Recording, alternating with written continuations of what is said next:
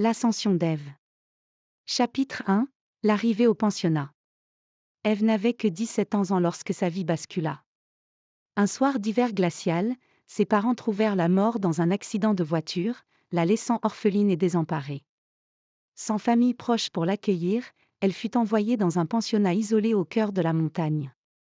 Le pensionnat Redwood était un immense bâtiment aux allures de château, entouré d'une forêt dense et mystérieuse.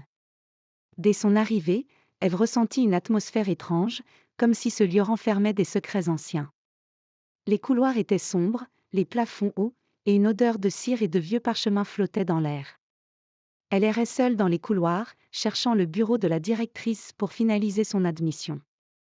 Les élèves qu'elle croisait l'ignoraient ou lui jetaient des regards furtifs, comme si elle n'était qu'une ombre traversant les lieux.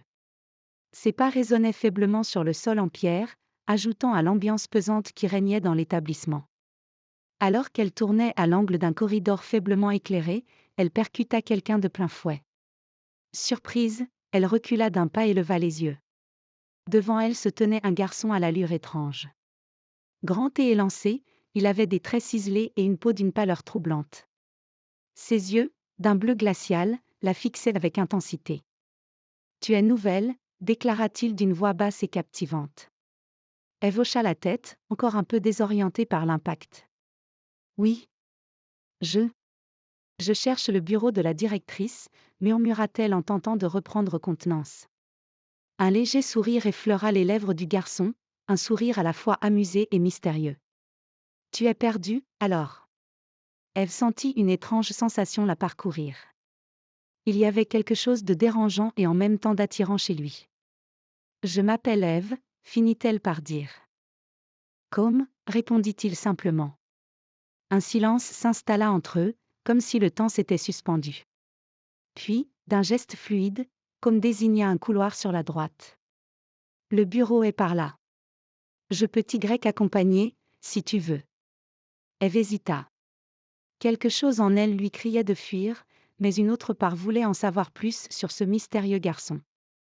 Elle hocha la tête. « D'accord. Merci. » Ils marchèrent côte à côte, le silence entre eux n'étant interrompu que par le bruit feutré de leurs pas sur le sol en pierre. Ève ne pouvait s'empêcher de le dévisager discrètement. Il dégageait une aura étrange, comme s'il n'appartenait pas tout à fait à ce monde. « Ce pensionnat est particulier », dit-elle finalement. « C'est le moins qu'on puisse dire », répondit comme en esquissant un sourire énigmatique. « Depuis combien de temps es-tu ici ?» Il sembla réfléchir un instant avant de répondre. « Depuis toujours. » Ève haussa un sourcil. Sa réponse était vague, presque irréelle. Elle s'apprêta à insister lorsqu'un courant d'air glacé parcourut le couloir, faisant frémir la flamme des chandelles accrochées au mur. Elle frissonna et croisa à nouveau son regard perçant. « Il fait froid ici », fit-elle remarquer. « On s'y habitue », murmura-t-il. Elle le regarda, cherchant à décrypter ce qui se cachait derrière son expression impassible. Il semblait à la fois distant et étrangement attentif, comme s'il cherchait à lire en elle autant qu'elle tentait de le comprendre. « Merci, Comme. Tu ne sembles pas ressentir le froid, toi. » Un léger éclat passa dans son regard, un mélange de malice et de secret bien gardé.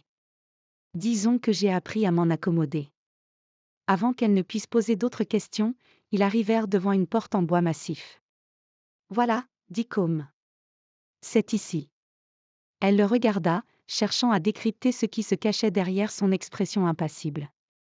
Il semblait à la fois distant et étrangement attentif, comme s'il cherchait à lire en elle autant qu'elle tentait de le comprendre. « Merci, Comme. » Il inclina légèrement la tête avant de disparaître dans l'ombre du couloir. Ève le suivit du regard jusqu'à ce qu'il ne soit plus qu'un murmure dans l'obscurité. Ce n'était que le début. Mais au fond d'elle, elle savait déjà que cette rencontre allait changer sa vie à jamais.